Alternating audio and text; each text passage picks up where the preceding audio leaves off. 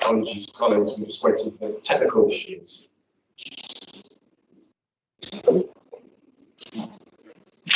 Okay, thank you, colleagues, and welcome to November's meeting of the Birmingham City Council Audit Committee. I'm Councillor Fred Bernard, I'm the chair of the committee. So just some announcements to work our way through before we move into our main business. So can I ask members of the committee to introduce themselves when they speak for web streaming purposes? Obviously, we've got some people coming to give evidence before the committee who are joining us via the Microsoft Teams function. So if we can make sure we introduce ourselves when we speak, that would be very helpful. And obviously, this meeting will be webcast for live or subsequent broadcast via the council's meeting YouTube site, and that members of the press and public may record and take photographs except where there are confidential or exempt items. So the second item is apologies, and I've received apologies from Councillor Akhtar. I don't think we have, I think all other members are here, so thank you for that. So just the one apology. Declarations of interest, item number 3. Members are reminded they must declare all relevant pecuniary and non-pecuniary interests arising from any business to be discussed at this meeting. If a disposable pecuniary interest is declared, the member must not speak or take part in that agenda item. Any declarations will be recorded in the minutes of the meeting. I'm looking for any additional declarations of interest that need to be declared. I'm not hearing any, so thank you, colleagues. Item 4, exempt information, possible exclusion of the press and public. So we need to consider whether any matter of the agenda contains exempt information within the meaning of Section 100L of the Local Government Act 1972, and where it is considered that the public interest in maintaining the exemption outweighs the public interest in disclosing the information for the reasons outlined in the report. If so, we need to pass a resolution that, in accordance with Schedule 12A of the Local Government Act 1972, as amended by the Local Government Access to Information Variation Order 2006, the public be excluded from the meeting during consideration of those parts of the agenda designated as exempt, on the grounds that it is likely, in view of the nature of the business to be transacted or the nature of the proceedings, that if members of the press and public were present, there will be disclosure to them of exempt information. I have been notified that item 11, external auditors IT audit report private, it would come under this exemption. So therefore I ask that if we pass the motion that enables us to go into a private session for that item, now that motion is that Schedule 12, Part 1, Section 7, information relating to any action taken, and the reason for reason for item 11 to be asked to be remain private is that under Schedule 12, Part 1, Section 7 of the Act that I referred to, information relating to any action taken or be taken in connection with prevention, investigation, or prosecution of crime would come. The position to us from officers is that we need the exemption for that purpose, that the report could have some confidential information within it.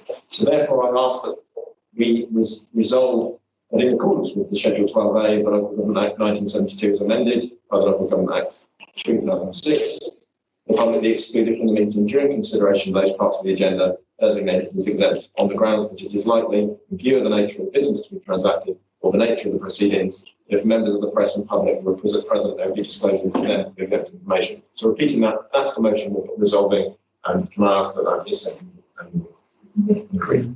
Thank you. So thank you for that. So we will indicate when and if we need to move into a private session on some of them. And any other items should that arise as part of our discussion. Item number 5, to confirm and sign the minutes of the last meeting of the committee held on the 19th of October 2021. Can I get a confirmation of those minutes? Any issues arising? No, in which case I have them agreed. Thank you.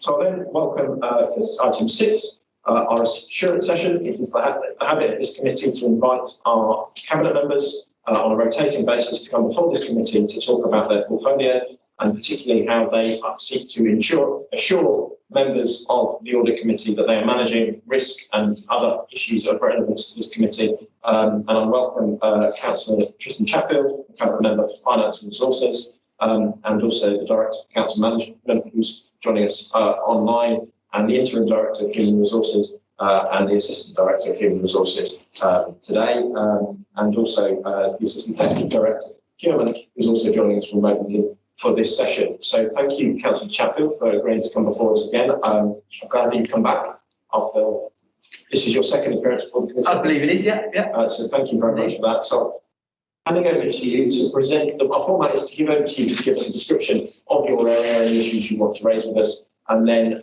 we will come back to you with questions from members, and if you wish to take us on a specific focus and hand over to one of the officers, then I'm grateful for you doing that. Thank you, Chair. I'm mindful of time in the committee. I haven't prepared a huge long speech. It's not in my habit to do so. But I would like to pull out a few highlights if I can of areas that I think, as you said, will be of interest to the committee. First of all, I want to provide some reassurance around the direction we're travelling in, especially around the finance. So two elements of my portfolio, the finance side and the HR side. Just focusing on the finance side to begin with, some reassurance about the direction we travel around finance. We are moving, members will be aware, we've achieved the 3-star CIPFA rating, but that isn't the end of it. There is still ongoing work to ensure our financial management performance across the whole organisation, not just within the finance service, is as best as it possibly can.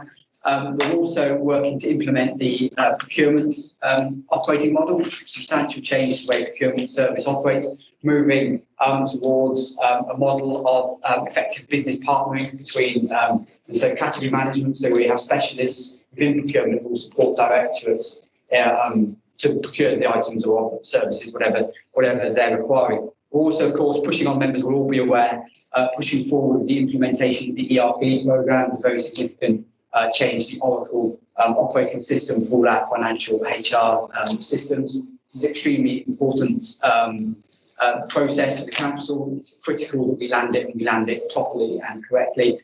We are moving through the stage of those. I think you've had presentations, regarding the ERP programme that continues to be monitored in a range of forms, not least in the Resources Scrutiny Committee, where a couple of members of this committee attend frequently and have had regular updates around the implementation of the ERP programme. And I cannot really stress enough the importance of that programme for all the future work that we intend to do around finance and HR.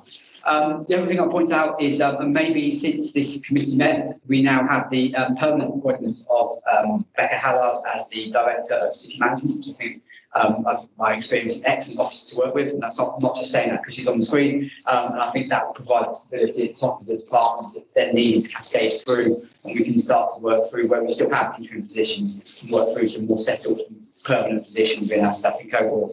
And that, again, I know is an area of interest to the committee.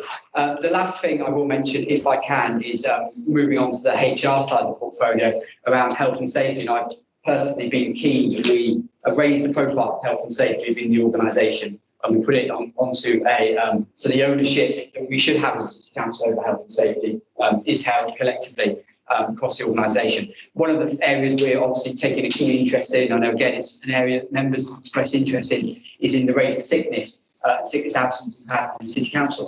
And it did drop significantly, as members who see performance reports will be aware. Sickness did drop off significantly during the COVID pandemic, as actually staff working from home, and I think not unique to our organisation, but a lot of organisations saw a similar pattern. The rates of sickness aside from COVID dropped quite substantially. Those numbers have started to creep up again as people have returned into a more normal working pattern. Perhaps that's to be expected. But we are, given that stress and anxiety is one of the largest causes, the largest cause of staff sickness, we are working hard to focus on mental health support, moving towards a more proactive approach to staff wellbeing across the board. And I hope that will be welcomed by the committee. There's still some way we can go on that. But also, not only will that help with our sickness, but I also think that increased focus on wellbeing is something that a lot of organisations, companies, businesses in the private sector and the public sector are taking a greater attention to. And that is one we need ultimately. If we're going to recruit the best staff and retain the best staff, then having a package of support around wellbeing is something I think this organisation needs to have a focus on. I'm glad we're doing work on that. That may be something the committee wants to explore more. And Aside from that, obviously all the statutory work around health and safety continues. For example, continuing work to audit the physical risk posed by our assets, including things like asbestos and Legionella testing, obviously very important that we make sure we stay on top of those. And moving towards, and I know Becky may wish to speak more about this, moving towards an approach where we are a corporate landlord. So we have a singly held function that is responsible for our physical assets. And that's something, again, lots of large organisations do it, and it allows us to have that single point of information, clarity about who is responsible for the management of assets, and then services know who they need to go to where they're having issues around their assets. Obviously, as an organisation, we have numerous buildings across the city that we are responsible for, and what we haven't perhaps in the past had is that centralised grip over the management of all of those assets. And not only will that allow us to keep an eye on all these health and safety issues, but also in terms of making best value and best use of those assets as well, and making sure we stay on top of liabilities and potential liabilities as they emerge. And I think with that, Chair, I think those are my highlights. Of course, and then we'll open up to questions. Of course, I do have Sarah, Darren, and Becky here to pick up and see any particular questions and issues relating to those areas as well. So take any issues you'd like to. Thank you, Councillor Chapter. Any indicators from colleagues? Councillor, I'll kick off. Page 45, the report. It identifies the interest payments on our outstanding loans, and when you net it off, it comes to £180 million.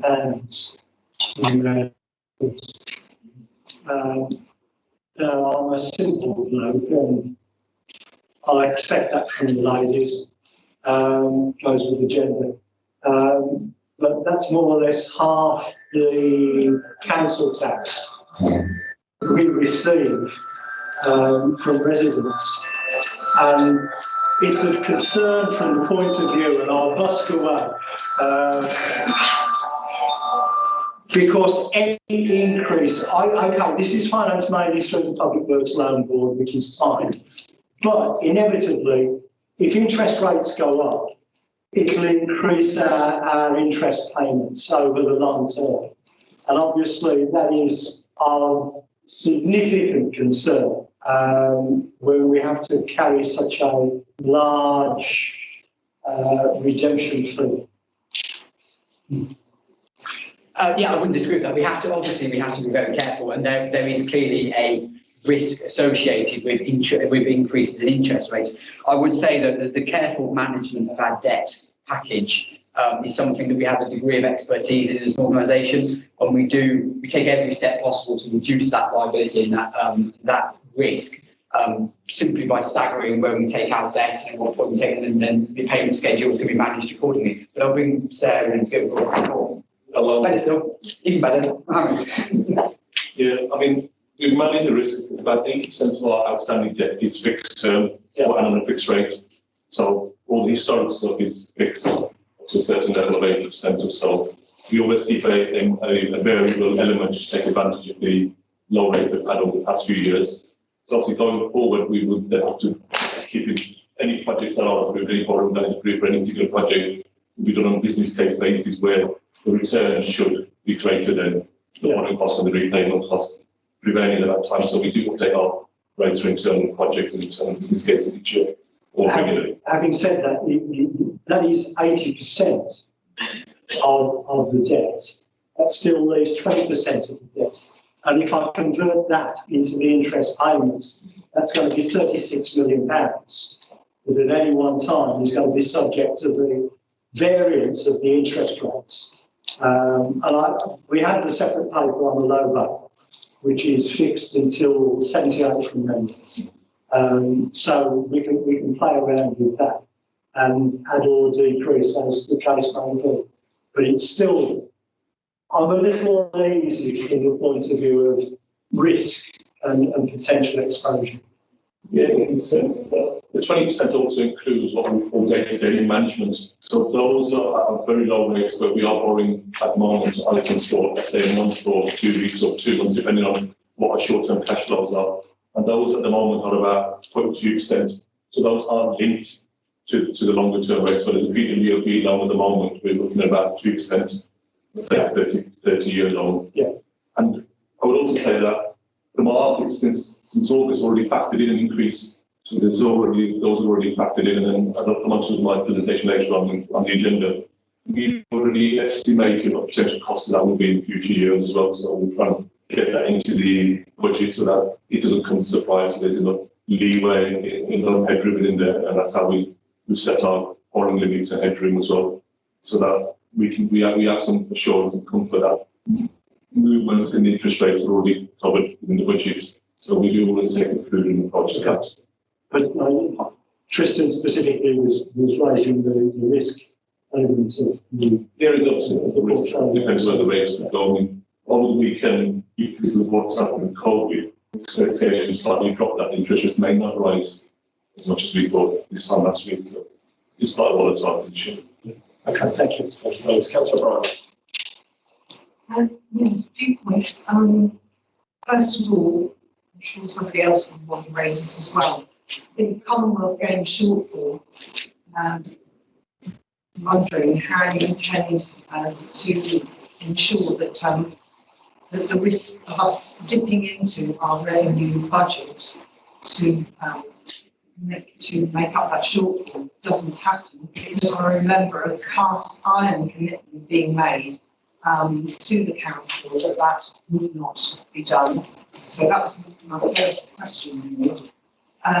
Secondly, SIP has changed the requirements for audit committees, and the question is to be asked about, have we really got the right arrangements in the council to provide value for money? So I'd like to know, Councillor Chatfield, what your understanding is of our arrangements, and how do we actually ensure that this council is providing citizens with value for money? And linked to that, you mentioned about changes to be made in procurement. But I mean, the trouble is, I can think of many examples of cases where our procurement activity seems to mitigate against the need to provide value for money. There's a case specifically that I can think of, which somebody raised with me in another part of the city, not my own ward, which I haven't managed to raise with the leader.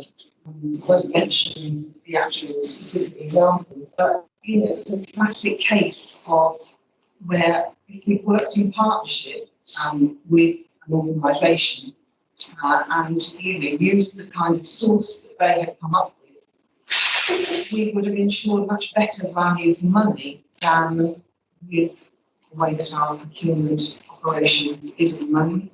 So I wonder what your comments were really on that. And I suppose finally, I remember that when SIP came in to this council in 2019, was it? Yeah. So a couple of years ago now, amazing. And obviously there's been massive improvements, which are to be really welcomed. But officers, our own officers, were saying that our commercial activity was amateur, and that bureaucracy in the organisation hampers innovation. And obviously these are risks really in terms of our future financial position. And I just wondered if you could say something about how those kinds of risks are being addressed, particularly as you have an HR responsibility. I think that as well as concentrating on the well-being of staff, we have to also concentrate on changing the culture of the council to make sure that our citizens feel that this place is something that delivers for them and gets action on things. Thank you. Thank you, Councillor Bryan. Councillor Chatfield. Thank you. There's quite a lot there. So first, I'll take them in order if I can. So firstly, on the Commonwealth Games shortfall. First of all, it's worth stressing that those partners, those discussions are still ongoing, and there is optimism about securing some, if not all of that. The gap is made, those discussions are ongoing, it's not been closed off.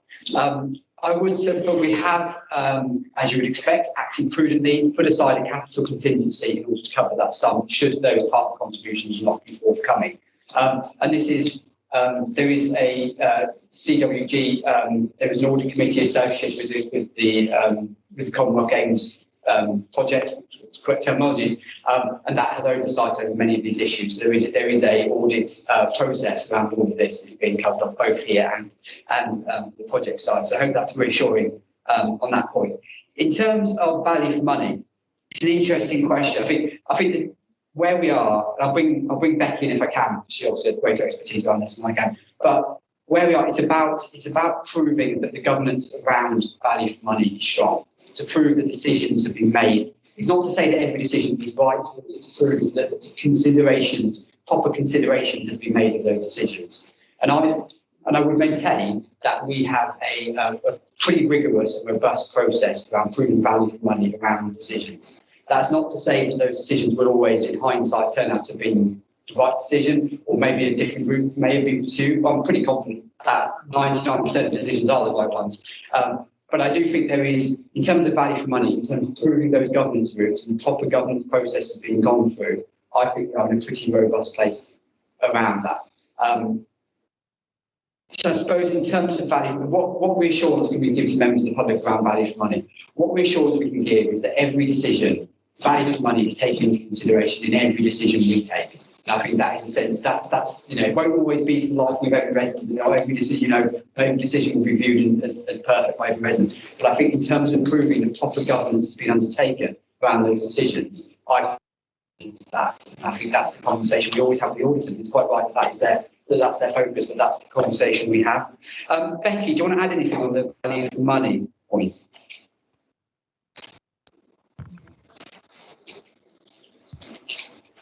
Yeah, I'm more than happy to. Can people hear me?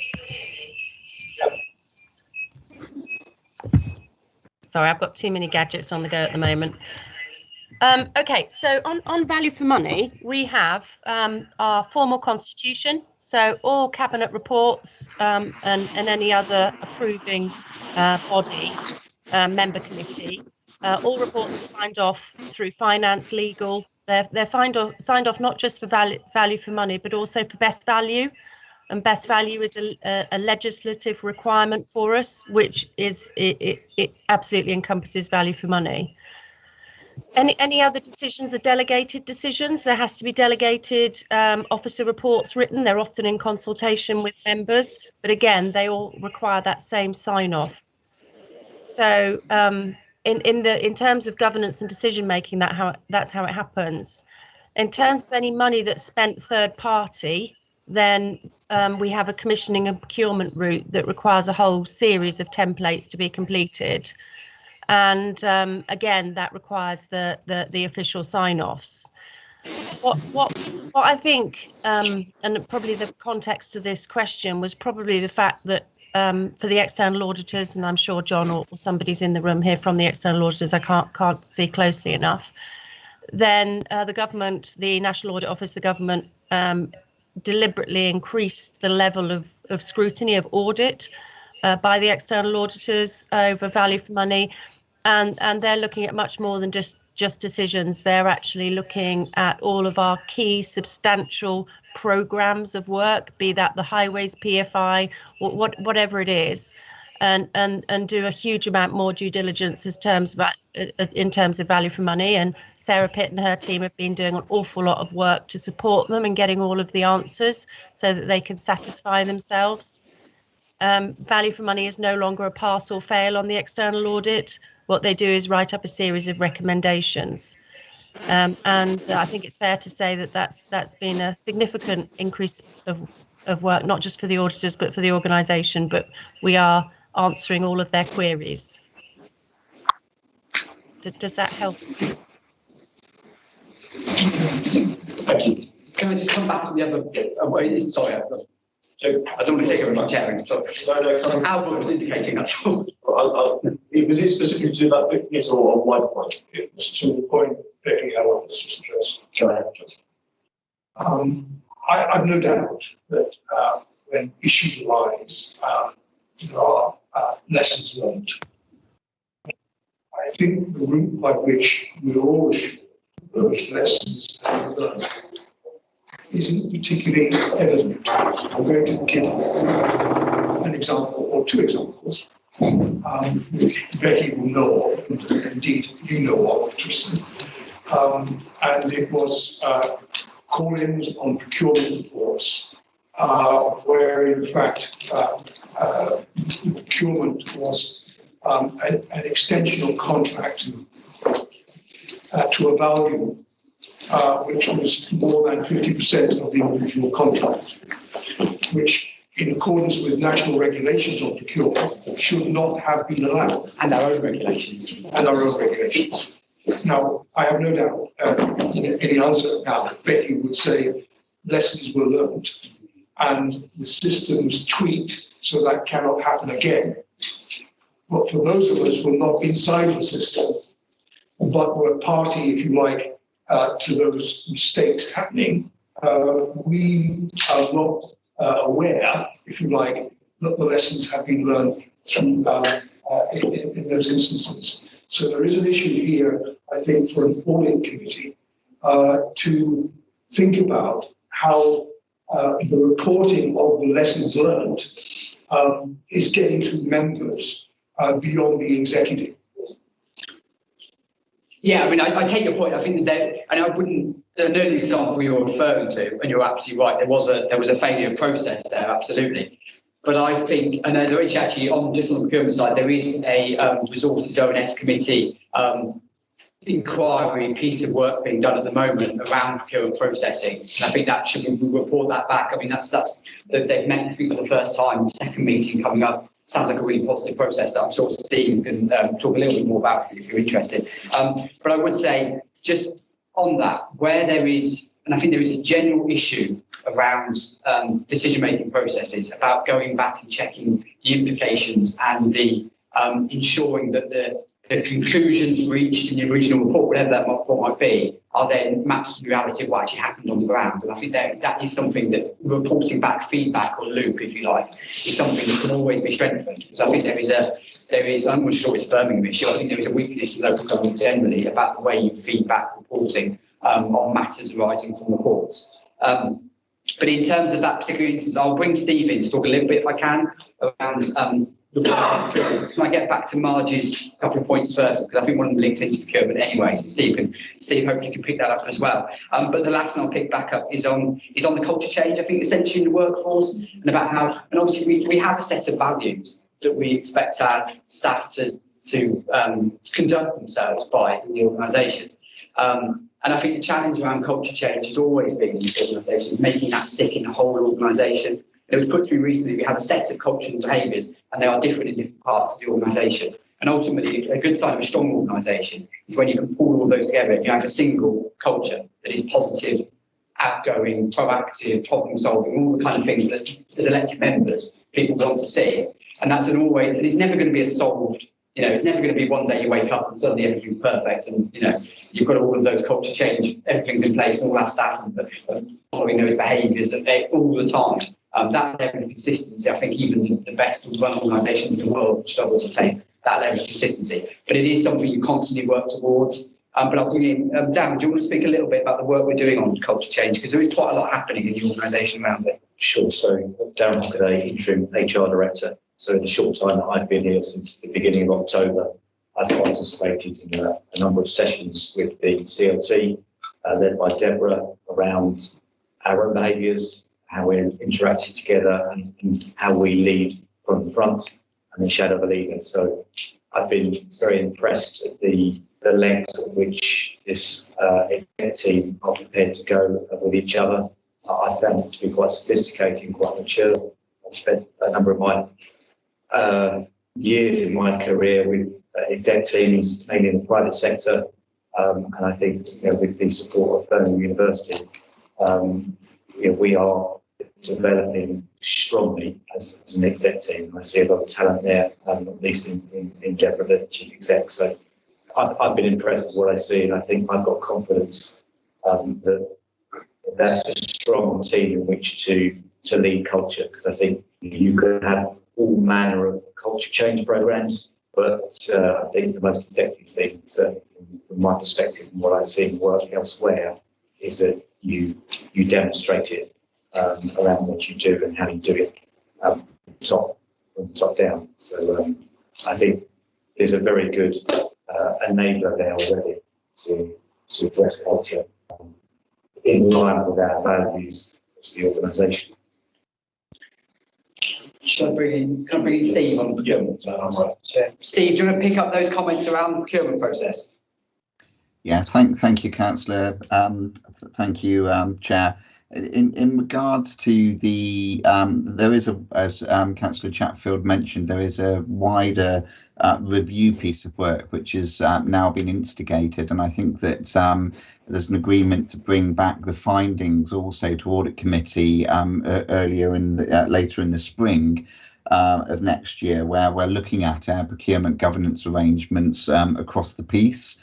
Where we're looking to make sure that they're fit for purpose in terms of ensuring both value for money in regards to how procurements ultimately are taken to competition, but equally one of the key initial findings and recommendations that the scrutiny overview and scrutiny committee are keen to see strengthened is also contract management and how the organisation manages contracts and puts in place things as well. So value for money flows right through from both the commissioning through to the procurement through to the contract management. So I think that's really important. The piece of work is looking at whole look of the whole procurement governance arrangements to make sure that they're fit for purpose, to make sure that they're proportional and balanced in terms of the risks that we're trying to manage and apportion through that. It will reach out to suppliers so that we understand supplier insight as to the fitness for purpose for our procurement governance arrangements, but also from officers who are involved in the process around putting contracts out. It will also look at our spend, understanding our spend profile, and also assessing how other organisations, other public sector organisations, including core cities and West Midlands partners, what arrangements they have in place to again ensure and to see what lessons that we can learn from there. And reporting again, I think Councillor Chatfield mentioned that reporting and improvements around reporting and lessons learned. I think that those are certainly things that we would certainly be looking to try and strengthen as part of the overall process as well. So I'm happy to take any questions or further insight, really. I might at this point, Chair, thank you, colleagues, for your response to Councillor Byron's question and Councillor Gordon's question. Did you have any follow-up, Councillor, on your regard to this? I think I do, because I wasn't trying to use this particular reference to get that matter addressed, but rather to get something in place which doesn't exist at the present moment in time. So just to use the example of those extensions of the contract which didn't meet regulations. Now, there was a lesson to be learned, and I said, I no doubt that that management have learned that lesson, the political executive understand the lesson that has to be learned.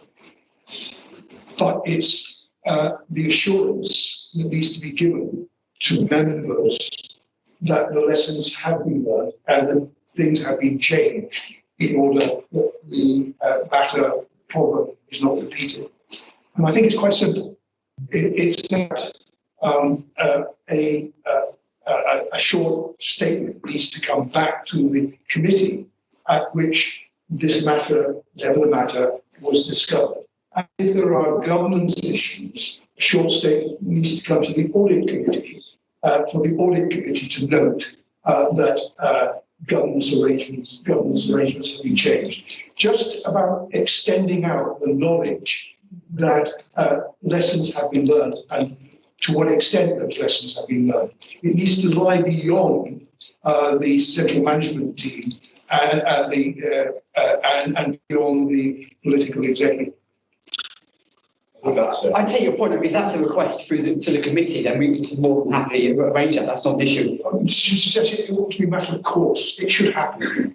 So I think, Councillor, I think one of the things that this committee does is now producing an annual report, And I wonder within the space of the annual report, we could have some form of notification of those kind of issues so that we can again explain them to the wider members of the council as well. Would that suffice as well? I'm fishing for an idea. I admit, and I'm not sure that I suggest the right course of action, but I do think there is there is an issue here, and it is about assuring the rest of the council, Yes. that the lessons that we learned. So this committee, in day-to-day business, I guess, it's supposed to assure the rest of the council, but our annual report does kind of have a specific on the full council agenda where we could utilise, well, some of the things that we've learned over the years and report those back. But at the same time, the other issue that this brings into my mind, slightly later on the agenda, we have an ombudsman report that this committee needs to cover. We don't have it on the current agenda. Can we move that? We do have it. Right, sorry, I'm getting lost in my agenda. So we have ombudsman reports. How do we take those and what do we do with those? We can note them. I think occasionally there are these items that come that are quite simple issues, singular issues that then have a wider impact on the council needs to learn from. We then get a response from the council within its report on response to the local ombudsman or the housing ombudsman. And then it questions then how do we as members are assured that those we will do better next time are kind of gathered up and put in one particular place so that we can then say, well, actually, this is our list of we can do, we're going to do better next time in this thing. Yeah, I would suppose I'd agree. I think maybe that's the route. I'm happy to take it offline and perhaps have a discussion about what the best route to do that is. I mean, we can provide a note if the chair requests a note. We will provide a note. There's absolutely no issue in doing that at all. I think there's probably for me there's a difference between a process fix, if you like, and a kind of behavioural fix. Process fix is relatively straightforward to report, and we can just say we've done this, and it won't happen again because we've done this. But like sometimes things are more complicated than that, and there is behavioural issues as well in terms of staff training and making sure you have checks and balances within staff cohorts to make sure these kind of issues don't emerge. But I'm happy to provide a note of reassurance. I think that's perfectly reasonable request of the committee. I would say I think the issue was substantially raised at the Resources O&S committee rather than audit, I think. So I don't know whether it's a matter that sits better with that committee to kind of do that full circle. So no, it goes back to the committee upon which those issues are raised. I think that's where the call was heard, if I remember rightly, was at the Resources O&S committee. So it may be better just to complete the circle that it goes back to there rather than to here. So that may be a question you may wish to pick up with the chair of the Resources Committee. Going to bring this along, so I'd like to just, I'm aware I've got some questions in a way of time, but I will appreciate the continuation of this discussion to think about if there is a purpose that we can, a process that we can apply for this committee to ensure that we can track and because I still think it's where we've had it, when we've carried out a policy on action and that has led to a failure, and that failure has been reviewed and corrections have occurred. So for me, it does sit with audit to assure the rest of the members of the council that we are confident that that incident will not happen. Similar incidents will not happen again. We've got a wider kind of principle here, and I think that the struggle for this committee is to, at the moment, is to get to grips with what is that form of assurance that we need. I'm aware that Councillor Moore wants to come in with a question. Thank you, Chair. Thank you to Councillor Chatfield for coming to the committee today. Firstly, I just want to put on record congratulations to Becky on your position. I did say at the end of the last committee, but Becky had left, so because it was raised, I wanted to say the same thing. And also, you mentioned the work you're doing around mental health in HR. I want to congratulate you on the evaluation and somewhat I couldn't mention that. So kudos on that. I would say in comparison to other cabinet members who come to this committee, I was a bit disappointed in the presentation. I thought a lot of it was very vague. There wasn't much detail. You talked about the reassurance on the direction of travel. I don't know what that direction of travel is. I don't know what your aims are, what your goals are, what the targets are. In particular, procurement is obviously something I talk about all the time. And you talked about a procurement operation model, effective business partnering with specialists that deal with certain areas of procurement. I'm really interested in. I'd like to know a bit more about it. Could you give us some more examples of what you intend to do and how that's worked elsewhere? I agree with the comments that was said previously about value for money and that bureaucracy hampers innovation. In fact, the chief executive has got a mantra at the moment. She says good enough is not good enough. And the last time I raised procurement when you came to this committee, you said that the private sector and the public sector, it wasn't fair to compare them. I would argue it's because of that exact mantra. In the private sector, good enough is not good enough. People will jump through hoops to get stuff done. And that brings me on to what Becky said about getting best value, and there's now legislation to do that. Again, can you define what best value is? Because these are just words. Best value to you is probably completely different to what I would define as best value. Mm-hmm. And when in all the examples I could cite about procurement going wrong within the council, not just council, it happens at government level too, seems to be a function of the state, that the state just seems to be woefully incompetent at spending taxpayers' money. Mm-hmm. And we want to get to the bottom of that because we want to ensure, as everybody has said, that we get value for money.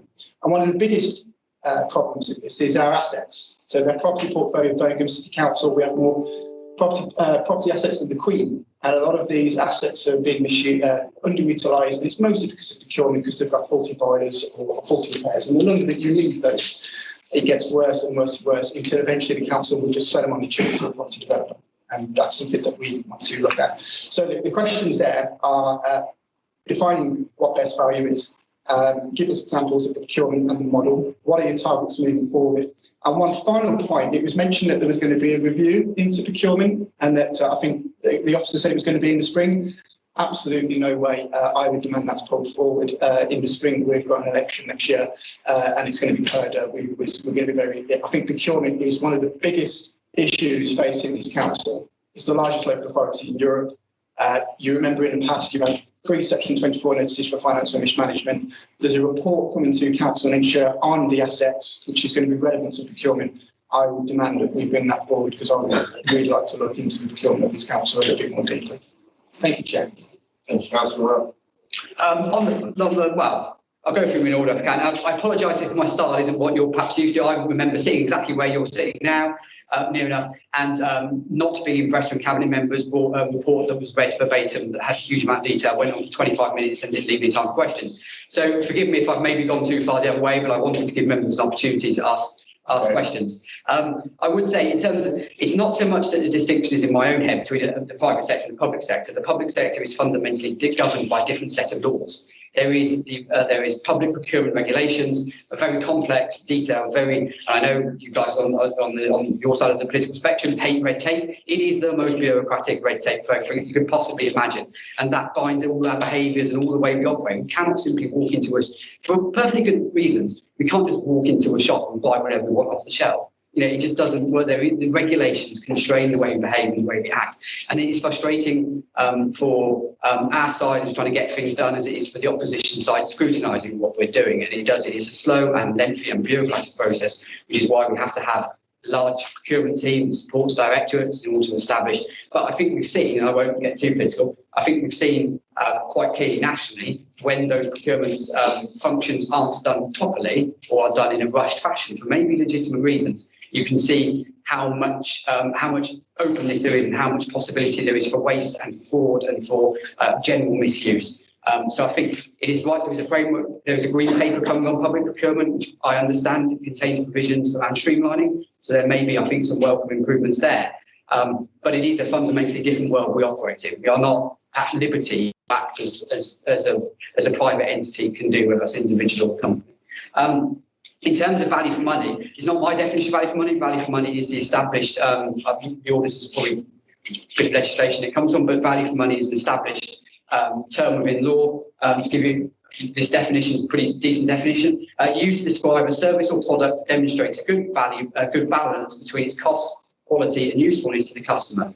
Value for money takes into account economy, efficiency and effectiveness, known as the 3 E's. And it is ultimately it's not a again, it's not something where there can be a purely defined tick box. And I think all have moved away from this process of being yes or no. Is it value for money, yes or no? It's complex, and there's a lot of nuance in even that definition to describe how we reach a position of value for money. And I think we talked a little bit about the governance process around that, and there will always be discussions at the end of it as to whether you as the opposition or the member of the public sitting there thinks we've secured best value for money for what we're doing. But there is a whole set of processes and a framework which we're putting in place to make sure the decisions we make can be robustly challenged and say, did you achieve value for money as a result of that decision making? I hope that answers the question, but of course, as ever, more than willing to provide more information on that. In terms of the procurement, the work being done with scrutiny, I don't know how much quicker we can make that happen, in that we want members of that scrutiny committee to have an opportunity to engage proactively with that process. They've already met, they've continued to meet, and I think we're looking, Steve, is it January? We're looking to wrap up that formal side of the process and then report back as soon as we can after that. Councillor, it will be this side of pre-election period. It will be. I think the target timeline is by March. It will go through, but I would hasten to add as well. Overview and Scrutiny Committee is a cross-party look as well in terms of the board. And I think it's important because I think there is rightly a focus, as you have, on procurement. As you said, we're a large organisation. There is a focus on procurement. I'm not going to sit here and suggest that everything we've ever done in the way of procurement has been perfect. It is an area of constant flux, not least legislative flux, but also in terms of we buy different things constantly. You know, what you're relying on service areas that are market sensitive, so they know the market they're operating in, they understand the law which they're operating to, they understand all the value for money principles they're operating to, they're moving in, so demand may change, they need to reflect that demand. So it is a complex operating environment, and I welcome the fact that members are interested in it. And ultimately, we will take whatever steps we can to improve our processes and practices, and I really welcome the support of members in doing that. But I would, I suppose my final comment would be we cannot, I don't think there's many organisations that are, that have a procurement process that is always consistently hits the mark every single time. You know, things in a complex environment, things will go wrong. What we need to do, as Sir Albert pointed out earlier, is get that understanding of when things do go wrong. You report back, you learn lessons, you then change practice and change behaviours off the back of that. And that is the position we're trying to get to. Just quickly, you asked, briefly mentioned about the business partnering. The effort of that is not a complex, it's not a complex concept. The idea is that within the Central Procurement Service, there is a specialist in procurement around adult social care or around children's social care or around highways, whatever it might be. And they work as a bridge between the procurement service that understands the law and process and practice, and hopefully the wider market, and then those individuals at the front line of delivering that service. And that was a model we moved away from, and a model we're reinstating.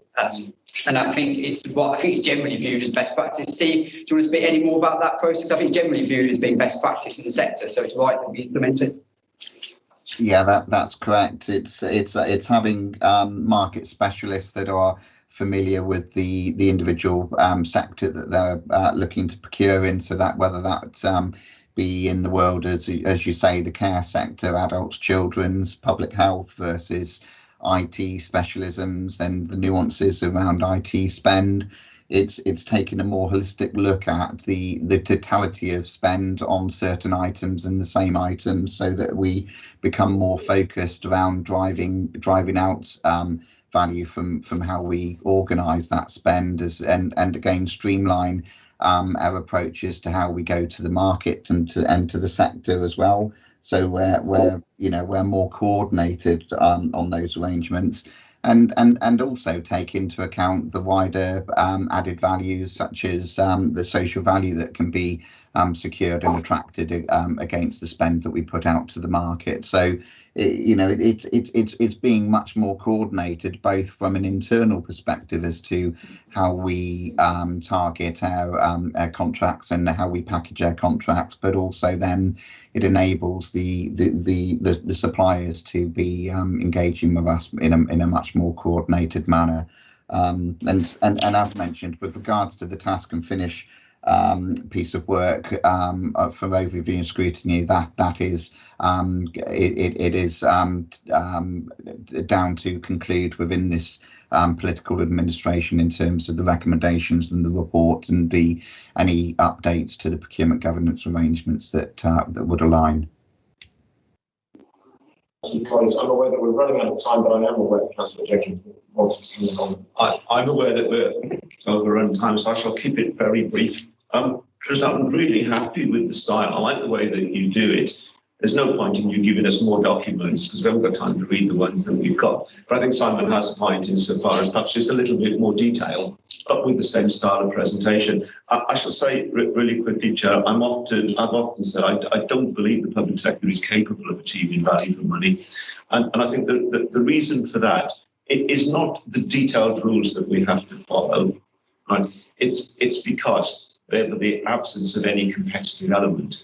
And by competition, we don't just mean choosing between product A and product B, but we mean the option to choose no product, and that because we don't have an option about paying council tax, it means that there's never that commercial pressure on the council in particular, but any public sector body to meet the requirements of the buyer. Specifically in terms of the discussion we're having today, I think Simon included pretty well everything I would have said. I think the one thing we haven't touched on is transparency. I think one of the problems that this committee in particular, but we as opposition MPs have generally, is that we are in a constant tussle with this administration in trying to get access to information. Information is denied to Audit Committee, information about reports, even reports the council has commissioned is denied to the members that commissioned it. And until we get, there's no evidence at all of any opposition member ever leaking information that they were required to keep secret. Until we get access to those things that the administration is keeping away from us, it's very hard to make a full contribution.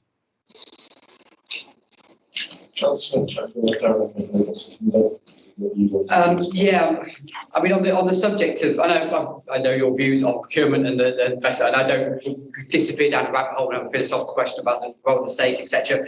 I think we have in local government, given the pressures around our budgets, I think we have achieved a remarkable amount given the constraints that we're operating under over the last few years. But I'll take the philosophical arguments perhaps another day. On the transparency issue, I'll bring Satinder in a second if I can, just on the general approach. But I suppose my view is that we as executive members have to be guided by the legal advice we're given, fundamentally.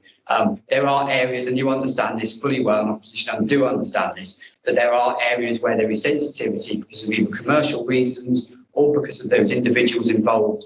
That means that it is very difficult to share some information. And I take your point, it's the classic thing that, and if there are particular instances that relate to my area of work, my portfolio, then let's have a conversation about it and see what we can do about sharing. Because I am, to my best endeavours, will share whatever I possibly can. But obviously, within some areas of my portfolio, there are some quite substantial sensitivities, not least in the world of HR, but also in the world of some of the commercial endeavours we undertake as well, that do make them incredibly sensitive. But I'll bring Satinder in if there's anything you want to add to that. Thank you, Councillor Chatfield. Chair, if I may, just to echo the points that Councillor Chatfield has raised. I do understand the concerns raised, Councillor, and in relation to one particular item or one particular report, that remains an ongoing issue, and at the appropriate time, that particular report will be released. I can't listen to this. At the appropriate time is when the Audit Committee wants to review it, not when you think so much time has gone by that it can't possibly do any harm to the administration. The feeling that we have is the legal team, and not the legal team of the council, they are the legal team of the administration. Now, that may be unfair, but that is the feeling that our group have. I understand that, Councillor. I will say that it is unfair. We are not the administration's legal team. It is based on the assessment of legal risk.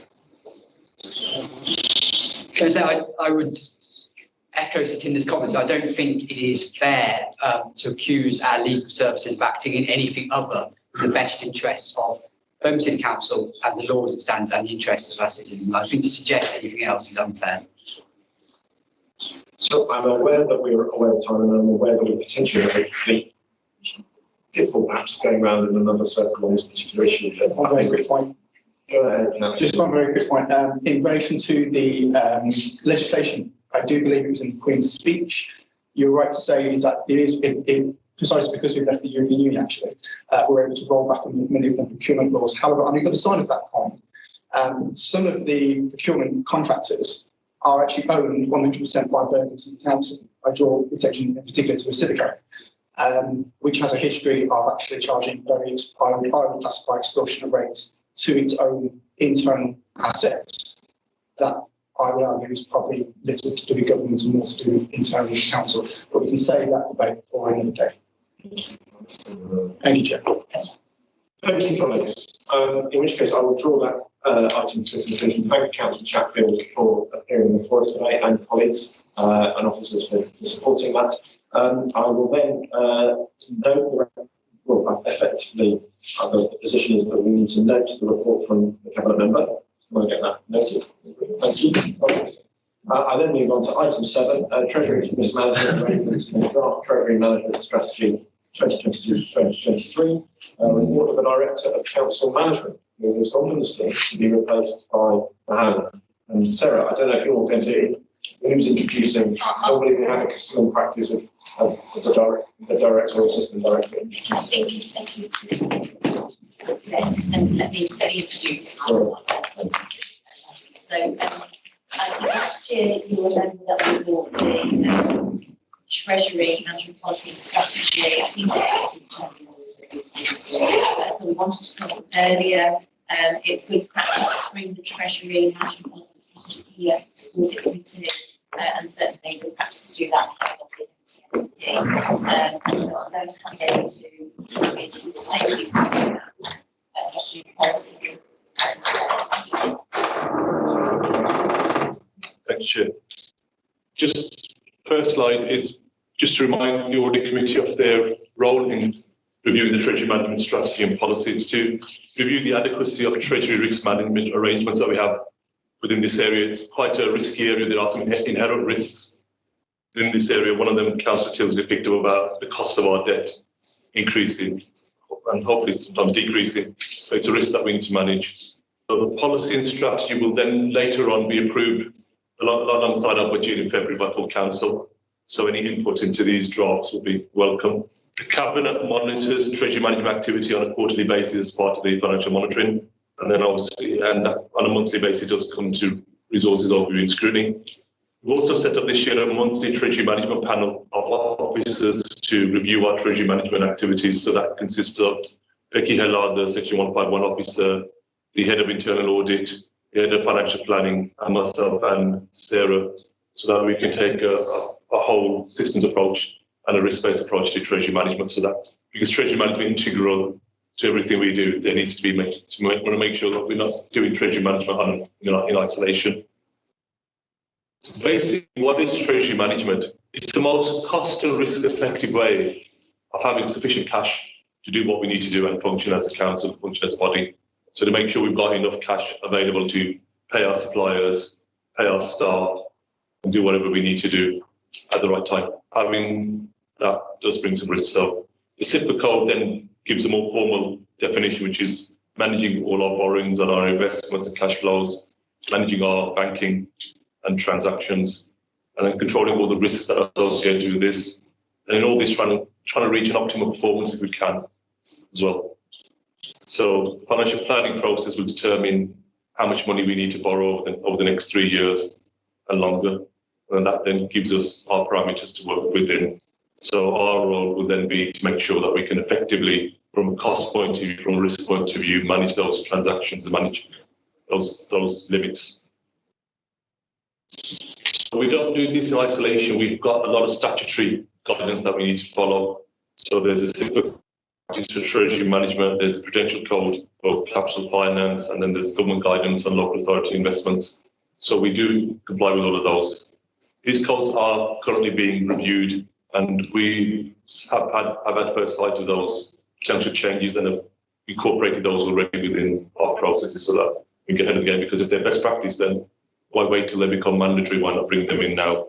We also have external professional advisors, so that's seen as good practice as well. It's not mandatory, but it's seen as good practice to have specialists who are looking at the markets, looking at the investments, looking at what risks are associated with that, because it seems inefficient for us to have market experts within the council and to create that body of knowledge within the council, considering the amount of work we do. So we have those external advisors. However, despite that, the responsibility still lies with us. So they are just our advisors. We need to make the decisions and take full ownership of whatever decisions we do make. So moving on to what are the risks that we face. The first one was, which Councillor Tilsley mentioned early on, was interest rate risk. It's the risk that the cost of our borrowing rise beyond what we can afford. So we try to manage that by fixing our interest rates. So we have an upper limit that we can only have up to 30% of variable loan debt. So we must make sure that at least 70% of our debt is fixed. This then gives us assurance and gives us security and a firm number within the budget to manage within. And there's a slide later on which shows what 1% rate of interest change would have on our budget. The next risk that we manage is credit risk. So where we do have cash balances, we don't have that protection that individuals have, that if the bank runs into financial trouble, we would get our money back, even that's to a certain limit for individuals. But for professional, for business clients, we don't have any limit there. So we need to make sure that our money is secure, that wherever we do put it, it's secure. So for that, we have upper limits that we can't invest up to, we can only invest up to 25 million in any one financial institution. We then have a certain amount of credit worthiness and credit checks that we do on those organisations. There are only certain types of organisations that we will ever put money with. So we kind of manage that risk in that way. We then have our liquidity and refinancing risk, which is to make sure that we have enough liquidity within the council to do what we need to do and function properly. So the danger is that we may need money on a day, but we can't get access to the market because there's no money out there for somebody to lend to us. So those are the risks that we need to manage on a day-to-day basis. So that might mean that obviously we have a 1 year cash flow, which is on a day-to-day basis, we then have a longer term cash flow. So we know when the pinch points will come, and then we make sure that arrangements are in place that on that day we do have that money available. We don't want to borrow too early because then you see on this later slide, we get nothing but holding money. There was a time this year when we were actually getting negative rates. The government was offering that, so there's a cost of holding money. So it's about getting that timing right, again, manage that risk. A new one that's been added in this year, through the market, is called the ESG risk. So that's making sure that any of the activities that we do take place don't have an adverse effect on the environment or on green issues, but also see if we can add in any positive impacts. So where we are lending money and investing money, we try to see if we've got an option between a green money market fund, which is going to invest our money in green areas, and a non-green fund, and the rates are comparable, we would tend to favour the green bond just because that's adding some greater social value to that. Just some headline figures. Our total loan outstanding at the end of last month was 3.18 billion, which is a large number. Investments, as in cash withholdings, 193 million pounds at the moment, which is much higher than it normally is. We've had a number of COVID grants given to us early on, which we're working our way through. So that's given us that. So we're not using that to repay debt because that's not there to repay debt. It's there to manage year costs. Just to give you a sense of the gravity of the issue we face, I mean, total value of treasury transactions in 6 months was 3.753 billion pounds. So that's how much money came in and went out cumulatively. So you can see the large numbers that are involved, which is why we need to have a strong risk management process in place. And the draft treasury revenue budget is 233 million pounds. That mainly is the interest cost that Councillor Tilsley mentioned, plus our repayments as well, which come out of the revenue budget.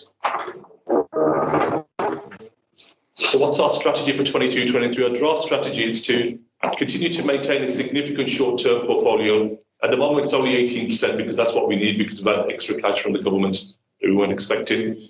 But we will try and go up to 30%. So we will try and target about 600 million, given that long-term interest rates are about 2%, short-term are about 0.25%.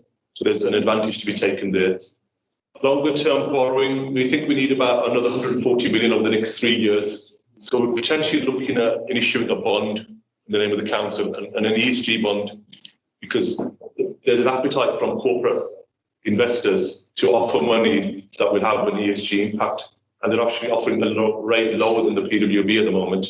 So we're thinking about maybe next summer when we need that money to issue a bond and obviously show our green credentials, and we'll have to show where our money will be spent up to the capital programme, where there are ESG elements of it.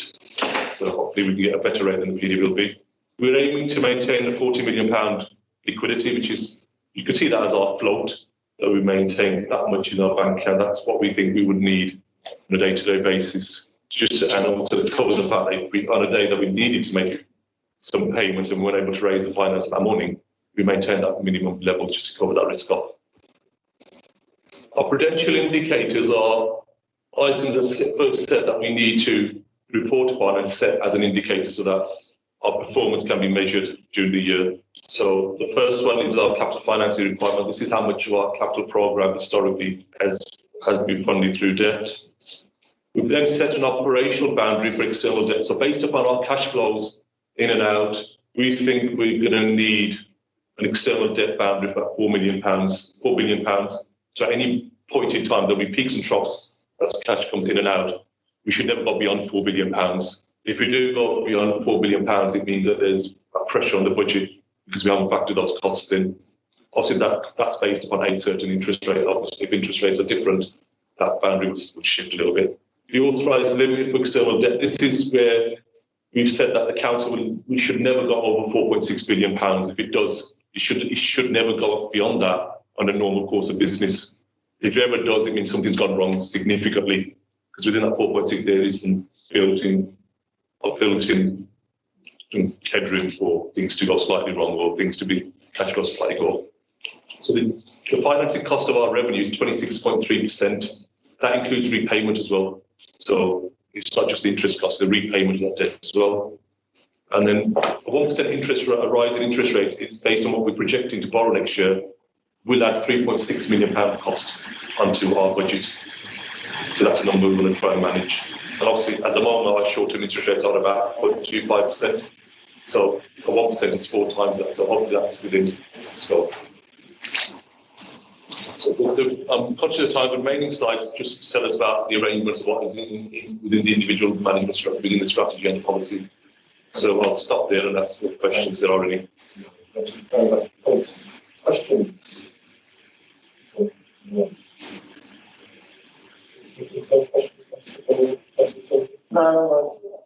No, Kevin was talking about risk, and that had to be, in my mind, one of the major risks.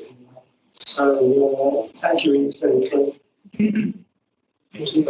Yeah, I mean, the thing from me that I was kind of, there's a lot of revising of codes going on.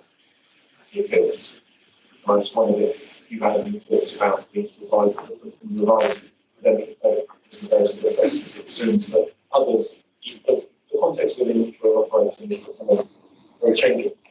And I don't know what your thoughts were about how we continue to, what impact that has. Well, I'm probably the best person to ask because I was chair of the committee that was revising those up until the summer. The reason those came in was because we thought, or the government thought, that the self-regulation within council wasn't strong enough for capital investment. So we have those instances where councils were investing more than their budget into investments, commercial investments, and hoping for a return to subsidise those budgets. So that's going to be the reason why the government has wanted the sector to strengthen its prudential code. So most of the changes are around where councils can invest and should be investing. And last year, the PWLB has now, and government said that you can't borrow from the PWLB if you're investing primarily for yield. So we have to, so Becky every year has to sign up declaration that there's nothing in our capital programme which is primarily for yield. So all our capital investment is for service reasons, regeneration, or for housing, or for schools. So we're not buying an industrial estate. Shopping centre. Pardon? I know a nice little shopping centre you could invest in. Obviously, if our service rationale for doing that regeneration, if it's an area that needs investment in the private sector, we know wouldn't come in, and we're allowed to do that. But if our primary reason is just to invest, so one of the key tests the government has is that what are you doing different that the private sector will not do?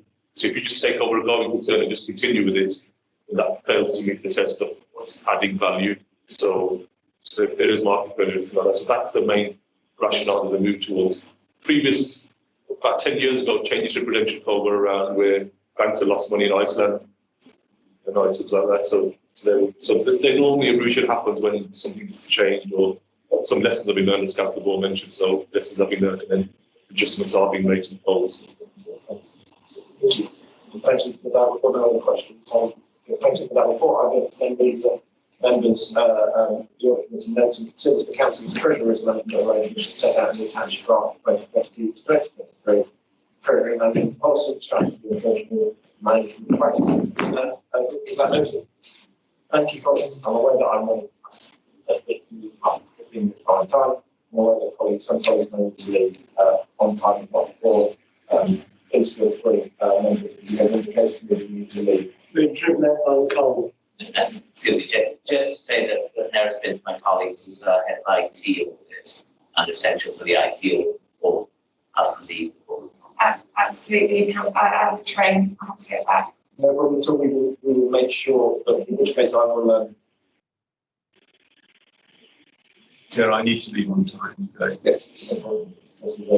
Shall I, given that and the need to catch a train, shall I reach item 11 forward? Possible. Would you mind, Sarah, move item 11 forward? We're going to private session headed item 11. Does that make sense? John? Yes, absolutely. From our side. Okay, so we'll take it up. We're doing item 11. I'm going to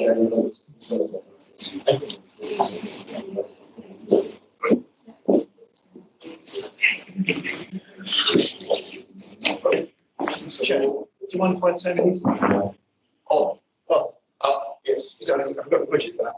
Give me a call to do it. Oh, noise. I have emailed Deborah Kaplan again to say that this room is not fit for purpose. Brilliant, I agree. Okay, given that, I then need to we're going to move into private session for this item. So the next item on the agenda is item 11 on the agenda. We're moving this ahead to above item 8. The external auditor's IT audit report.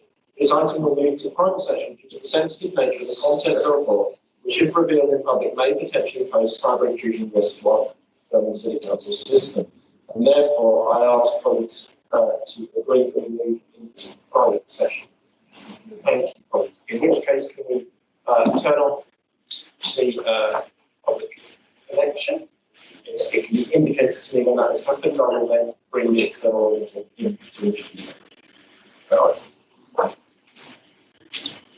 don't think we have all of the present.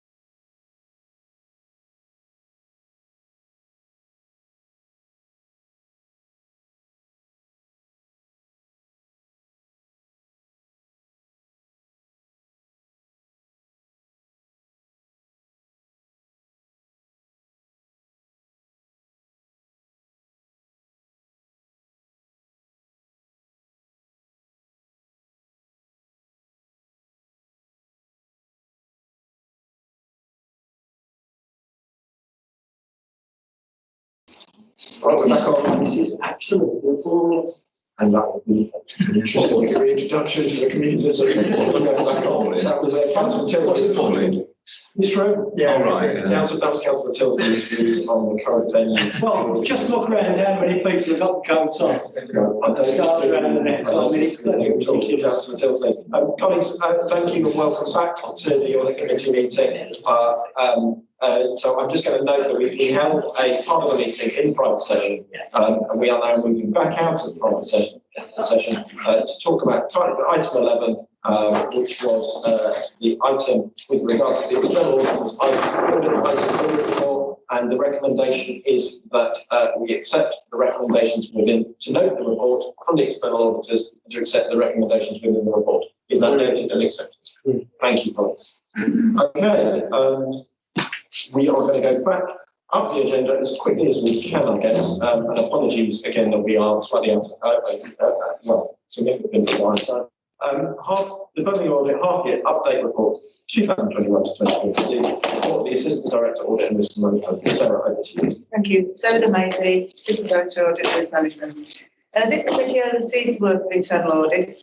So we report our progress to you twice yearly.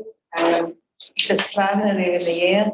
We are currently behind where we want to be on that plan. We would want to be at about 40% by now, and we're actually like 33%, but we've got a lot in the pipeline.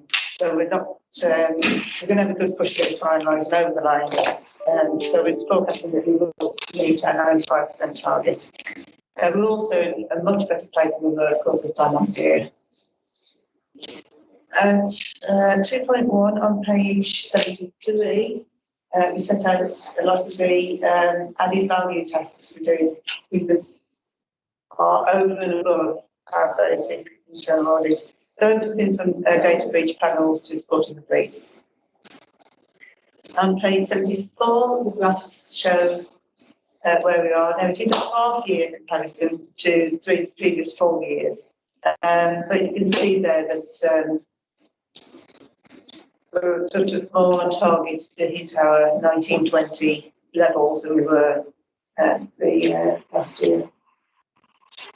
Appendix A lists all the reports. That's on page 80. So every report that we've issued in the first half of this year is listed down. And on page 85 onwards, we summarise the 2 high-grade risk reports that they were follow-up reports. So they were high-grade the first time we followed them up, they're still. And also summarise our reports. Any questions on those? Thank you, Sarah. So my first question, to go back to paragraph 2, 2.8, and list of bullet points on added value services. So I guess it's a useful and helpful list of things that you can involve with, and the work's been done on. But what I guess is there a way that we can start to hear more about those actions in terms of the impact of those work, what the benefits and outcomes have been? And so, the work you've done on the ERP replacement programme just simply says that you will have had an impact on that ERP replacement programme, how it's been installed, what the direction is on that. The other thing about how you've helped and supported colleagues in different, helping colleagues in revenues, review single person discounts and identifying new charge, new homes for charging purposes. So what did your input into that, how many more new homes did that, what did we do there by investigating those issues and identifying, what were the numbers, I guess, on some of that. Because I think it's a really good, useful list of what you've done, but it doesn't tell me about the difference you're making. Does that make sense? And I wondered if we can think about, and also actually, I think there's part of me that wants to ask the question why, why were you involved in those things? What did you do when you were involved in them, and why that's made a benefit to the council? Because I think actually that's perhaps we take that a bit for granted because you regularly come to this committee and we're regularly engaged with you, but we don't actually see the work, the story of the work your team's doing. That's my request for future, for your consideration for future reports. And maybe a couple of examples of that in future reports, the difference you've made, And I think that would be useful in terms of the annual report of the Audit Committee's council, maybe to do a little bit of commentary on the work of the internal audit and how it relates to this committee, so that those stories that you can tell us of how you have improved the council. And I think a lot of the time we hear the challenges where things aren't going well, but I do think we need to hear some more of the success stories as well. Yeah, I noticed that you're doing some work on serious crime and canteens with the police. Has this generated any income? No, it's generated thank yous from the police. We don't get to. We're eternally grateful to the police, but we're not the ones knocking on the door and seizing the cash. No, we are normally supplying information that is available in our systems and cross-checked, so we can cross-check addresses, make sure that they're going to knock on the right doors. Right. So that is the kind of work that you've been doing, not directly down at Lloyd House. We've done some training. We've got a data warehouse that we do grant permission to the police to use. So they can interrogate us and cross-check out. Thank you. Thank you, Councillor. Are there any questions?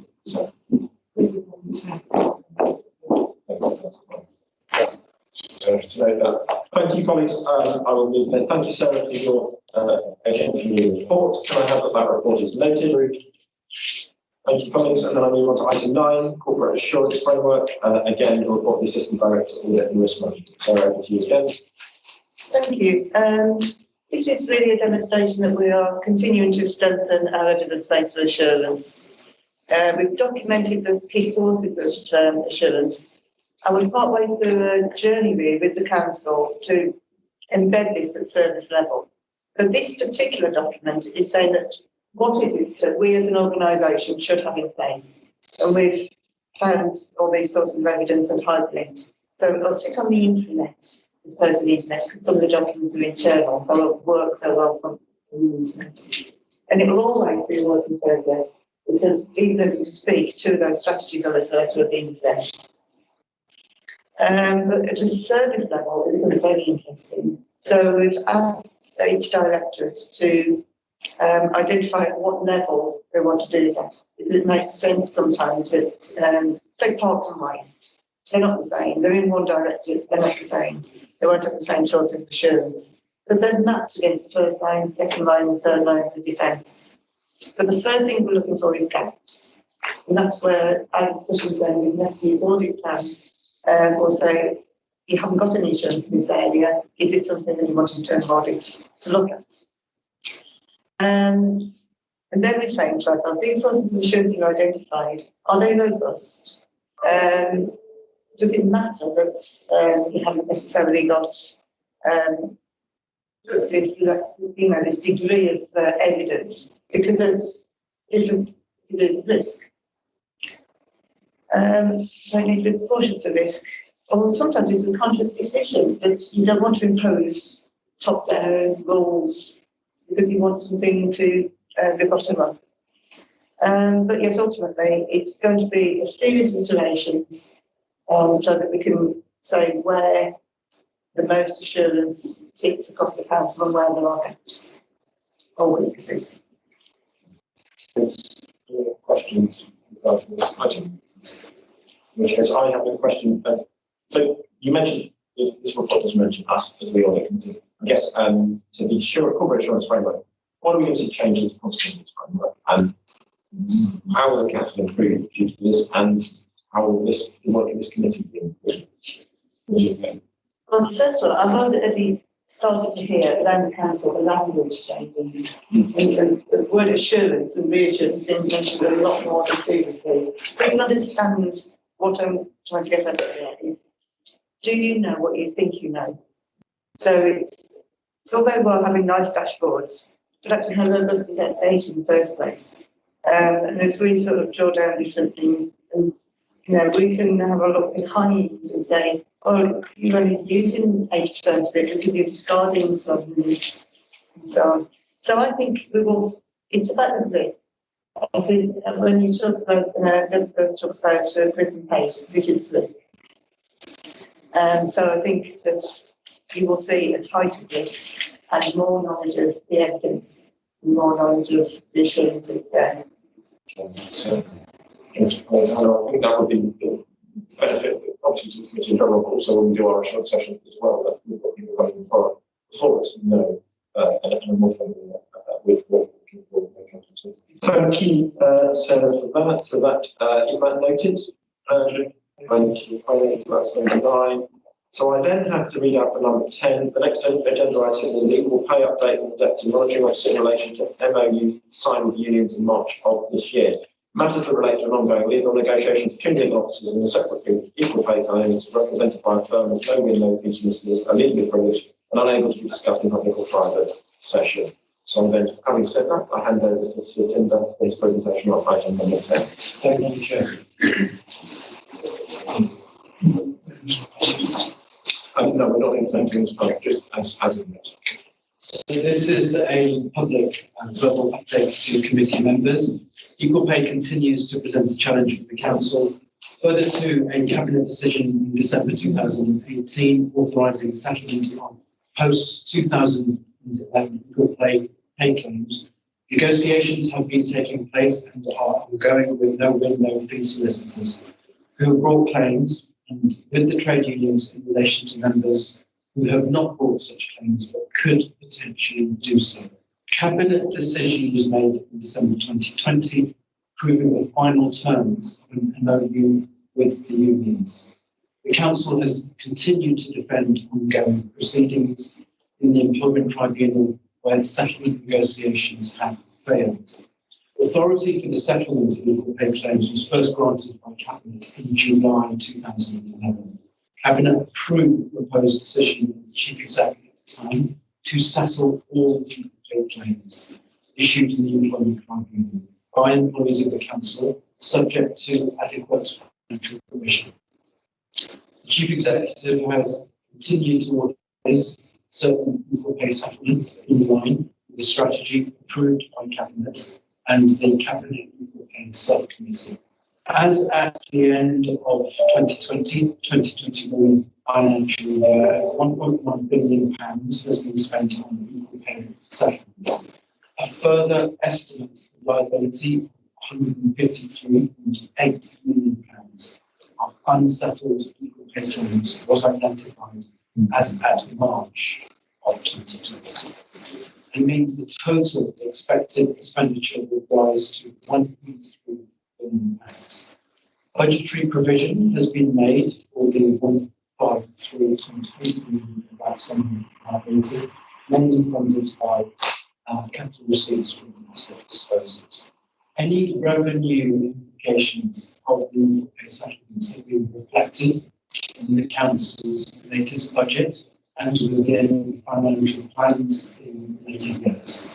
This includes capital financial costs arising from previous years' capital expenditure, loss of income, and other costs arising from asset sales and the repayment of any temporary borrowing from reserves.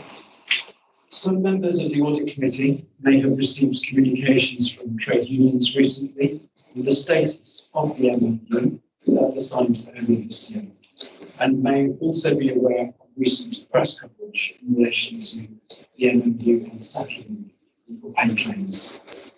You may have a number of queries which I will address to assist the committee and also our external auditors. So, one question: what has changed? What has prompted the unions to bring this up now? The council received an offer to settle the third generation equal pay employment tribunal claims, and those claims are currently being defended. Acceptance of this offer made commercial sense relative to the circumstances of the case. However, the council was mindful that acceptance would potentially upset the unions. So just to be clear, this is a negotiation with no win, no fee solicitors, not the trade unions in terms of the MOU settlement. So council was aware that the trade unions would be upset in relation to this negotiation. because it would result in some of the claimants in the litigation receiving higher settlement sums compared to the trade union members under the MOU. The council felt it should, out of courtesy, inform the unions of the council's intention to accept the offer before going to the cabinet for authorisation. This led to the unions recently agreeing raising the issue of some concessions around job evaluations, and that they have been informed about in relation to the tribunal litigation that's ongoing. Is what the trade unions are saying correct? Trade unions believe the council's job evaluation scheme cannot be removed. So one of the questions is, is this the incorrect element? Does that form part of the inputs into the provision calculations for the settlement size? So just to be clear, the current provision is based on blanket payments. There is no specific reference to job evaluation as part of the methodology for calculation of the settlement payments. Could this affect provisions for individuals who have already submitted a claim or are covered by the trade union MOU? Or would it just affect new claims going forward? So this issue could affect those provisions if those individuals have submitted claims or covered by the union's MOU. Blanket provision for current employees who choose not to accept the settlement offer, or if the council chooses to renegotiate settlement terms with those individuals. It's not possible at this stage to provide a reliable estimate of the impact of the provision, as the circumstances described will be based on future action, i.e. will they submit future claim for legal payment. This action has not yet taken place, and also means that they will have had to, at that point, not accept the offers made to them under the MOU. Another question, would this scenario affect the council's contingent liability? Current contingent liability model recognises there remain a number of uncertainties regarding any additional liabilities the council may face. There are uncertainties surrounding the volume and timing of any future claims and the determination of any settlements. There is then no change regarding the council's current contingent liability statement for payment. Would the MOU signed earlier this year by the trade unions, would that still stand regardless of the union's current position? The council believes that the MOU is still binding regardless of the union's revised stance. However, it is likely that fewer individuals than before, based on union advice, will accept their settlement offers. Even if one of the trade unions withdrew from the MOU, there is nothing to prevent the council from making settlement offers to employees as planned. It will just not be done under the terms of the MOU or with the trade unions involved. That ends the verbal updates to the committee in respect of recent payment issues. Thank you, September. Any questions?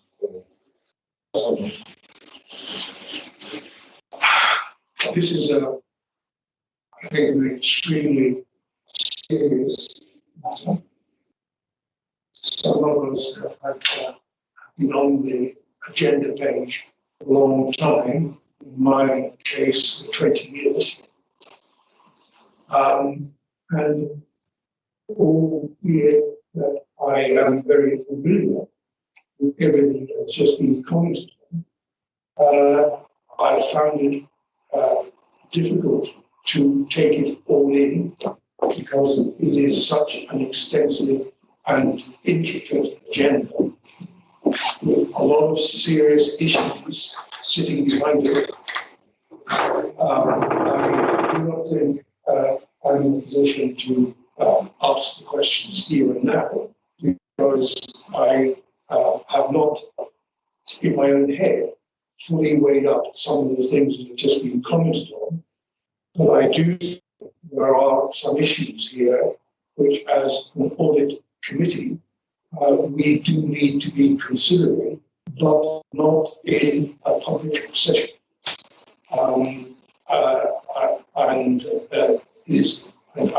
In considering some of these issues, I would wish to see some of the points that have been made verbally down on paper, so that I can give myself every opportunity to properly understand what the issues are about.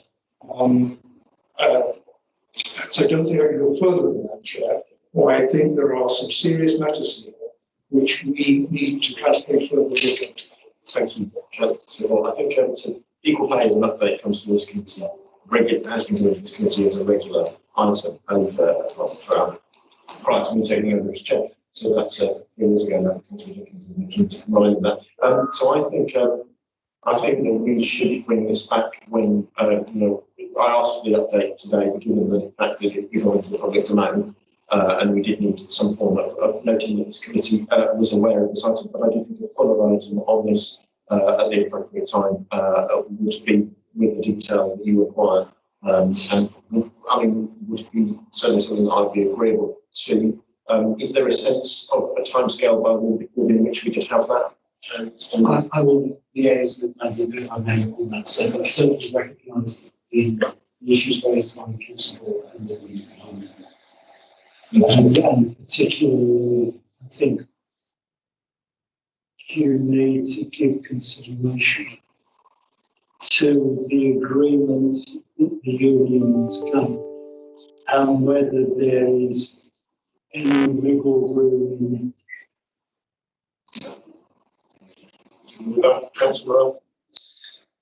Thank you, Chair. You might have seen my reactions when you were reading out figures. 1.1 billion. I've just very briefly been looking at the press on this because I can't believe I don't know much about this.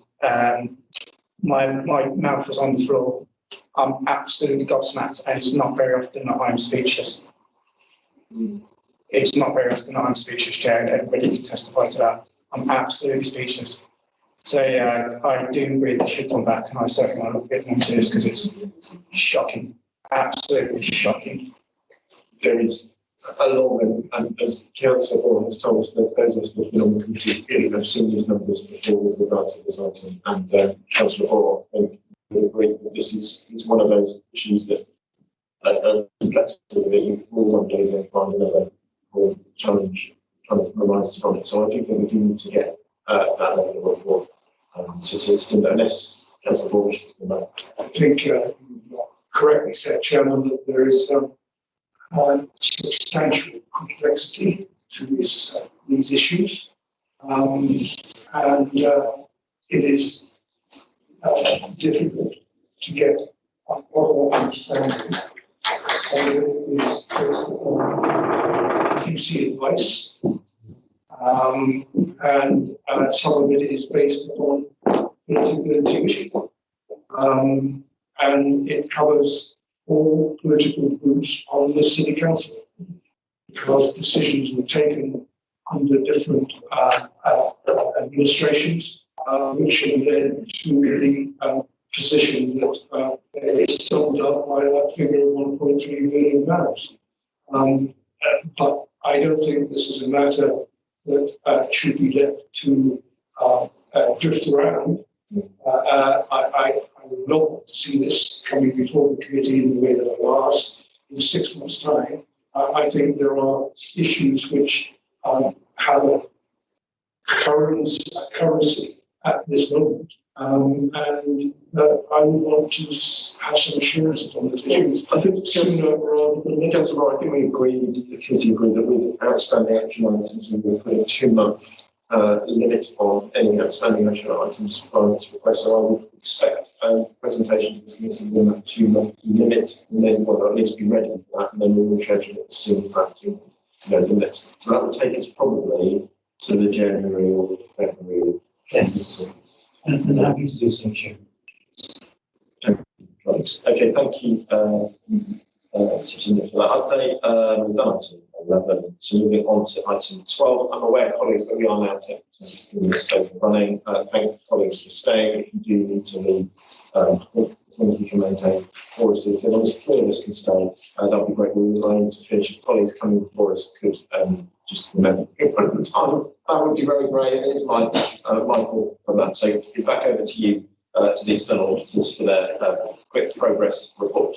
Thank you, Chair. And very quick verbal report for myself and Lauren. The question was asked about value for money earlier, and I would emphasise the comments that Rebecca had made, that the value for money scope has expanded. This year we're doing more work on value for money, and the narrative report that we will produce on it is a more wholesome document. So that does sort of raise the bar in terms of auditors' attention to value for money.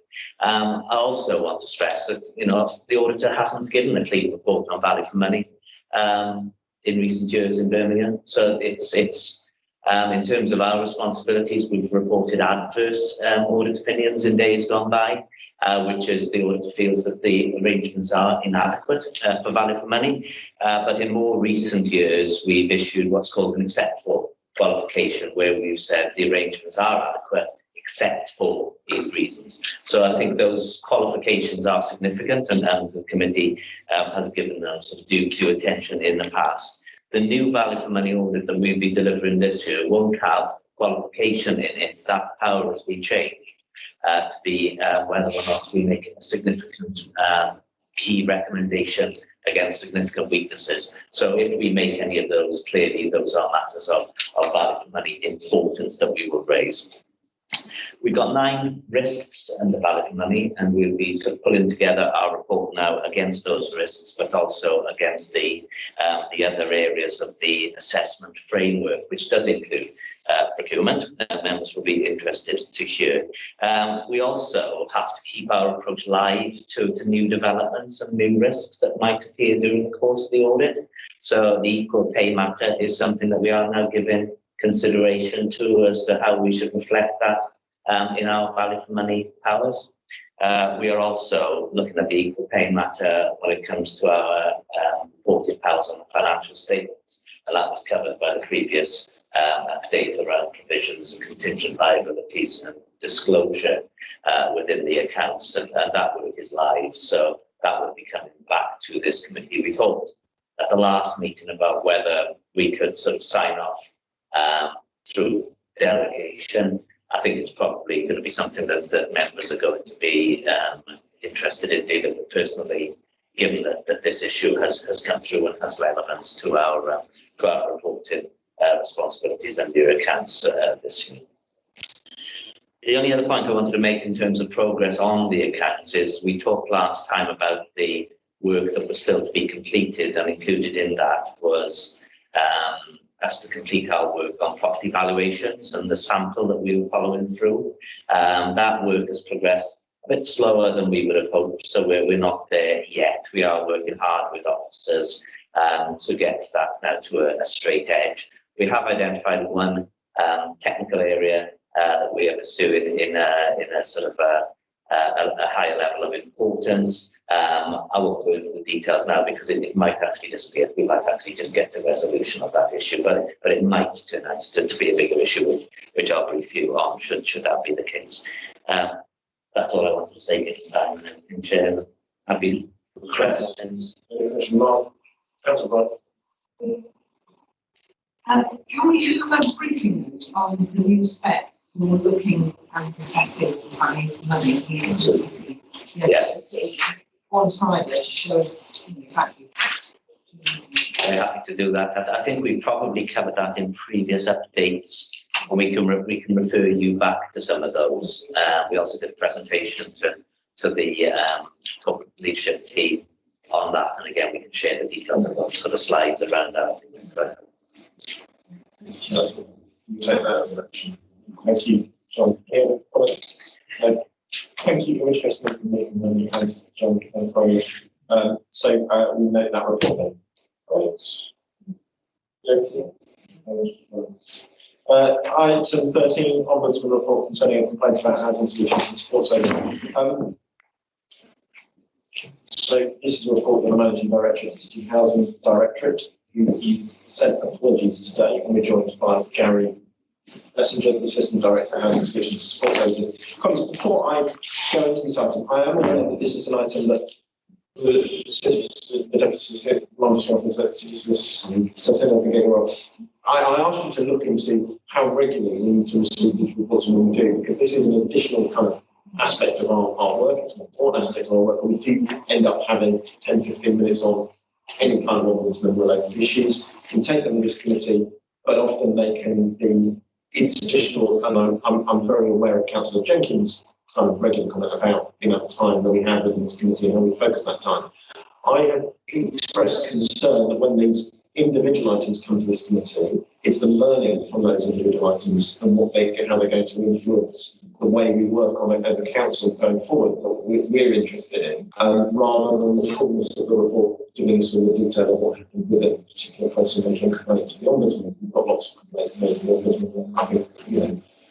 I'm wondering how best to fit these kind of reports into our future agendas, given the amount of work we take on this committee. I mean, we're already running out of time because I felt I wanted to do a discussion on the environment. I wonder if it's worth us considering a correspondence section where we receive a report, but that report is only presented on if members wish it to be presented on. So I would require members to have noticed the report in their own time in order to facilitate these discussions. So members would have to plan that they want to ask questions rather than inviting their presentation anyway.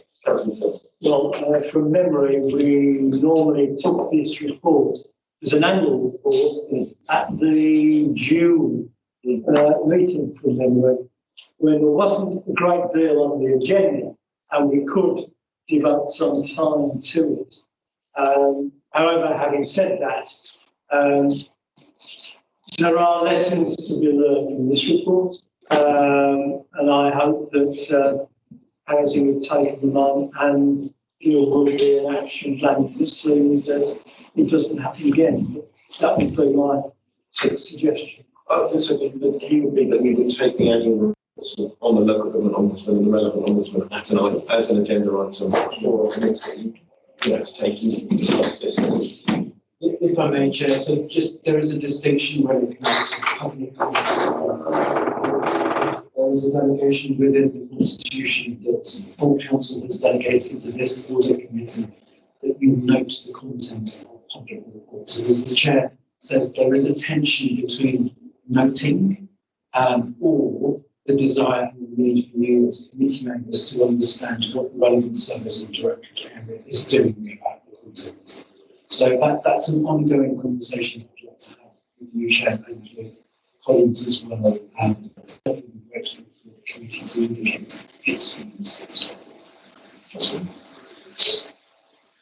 think there are another set of issues. First of all, council has to always ask itself how it got into the situation that was being looked at by an ombudsman, and whether it should have got itself into that situation. That's a matter which I think needs to be reflected on from time to time by the political executive and the senior management team of the council. There is then the issue as to whether the council have reacted correctly, properly to an ombudsman's report in terms of accepting or not the recommendations of the ombudsman. I think there is an issue as to where that litmus test is exercised. And there is then, in respect to the issues that we previously addressed, how we can then be assured that the lessons that should have been learned throughout this have been learned by appropriate parts of the council. So I think there are three aspects to this, some of which are no doubt within the remit of this committee, but some aspects I think also lie elsewhere. For us, once a year, to reflect on Ombudsman's reports is fine only in that that's about the numbers of, and whether or not the city council has been found to be to have acted wrongly, etc., or not. And that's all an annual report can do. It doesn't allow us to test out perhaps one or more of the other issues that are commented on. So I guess the issue that we have is we have our assurance session, so it would be much more helpful for us to take the Ombudsman's report and relate it to the cabinet member direct within that wider context of the discussion we're having with that portfolio. But the problem is we've got a timing issue where we need to respond within a 3-month period. So the question is whether or not we can take for noting and then bring that back to the relevant discussion. I think so that's which is my thinking. So perhaps rather than go in, and keep Gary's time, I will. So I think we're bringing this decision back. Look, it is for the department against which the Ombudsman stand to enact recommendations and not. And that used to bring a report every year, which was a roll-up of all the reports from the Ombudsman and action taken. So the responsibility still lies with the department to enact the recommendations, or there are more recommendations from the Ombudsman. That direction. Thank you. If I may, Chair, it's just a slightly complicating issue is the treatment time limit. So you know, the chair's proposal for having a public report come to this committee for noting the subsequent following actions is. Thank you. We'll look into that. So given that, sorry, that's okay. Sorry, thank you. I mean, thank you for joining us today. I mean, are you able to very briefly give us a summary? And I'm hoping that colleagues may have any issues. No, that's absolutely fine, Chair. And good afternoon, everyone. Well, it feels like evening now. It's getting a bit cold, isn't it? But those points have been noted already. You obviously got the background to this. It was a specific case that but what it demonstrated was a sort of like a problem across the piece in terms of the time it took to sort of like process applications. So without going into the detail, it's there to that particular case, and we obviously sort of took way longer than we should because we did have a rather significant backlog around applications. It was taking us longer than we should have. The points you made, Councillor, are absolutely right. Could go into history, but I'm not going to go there. We are where we are in that sense. But there were a number of, obviously, there were some personal recommendations from the Ombudsman in terms of addressing those personal concerns to that particular household. But there was also, as I said, some wider sort of like issues that we were asked to sort of cover going forward. And that was actually set out an action plan to reduce our processing of applications to 4 to 6 weeks within target dates. I should also be clear that we're talking about a backlog a few months ago of around 13,000 applications, which was reduced by half in the last 3 months. I put the backlog team in. But in terms of getting them to 4 to 6 weeks, again, we are on track to finish that by the end of December. So we did give that 3 months. So the things that we promised that we would deliver on to the Ombudsman, we will. We're also sort of like reviewing our allocations policy. As you know, we've gone out live to consultation actually as from today. And that is a 12-week consultation period. There are a number of issues that the Ombudsman also sort of like mentioned in our allocations policy. We've already sort of like consulted internally with our legal colleagues at Council and adult social care, children trust, the normal services that we would, statutory services we would.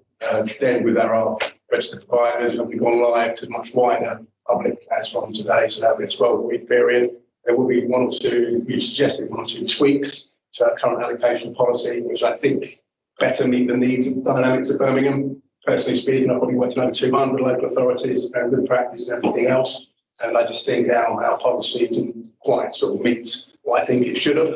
And it's been sort of reviewed by very sort of esteemed consultants to do that for us. And we've obviously got a number of recommendations there, but we are open obviously to further recommendations from the wider public.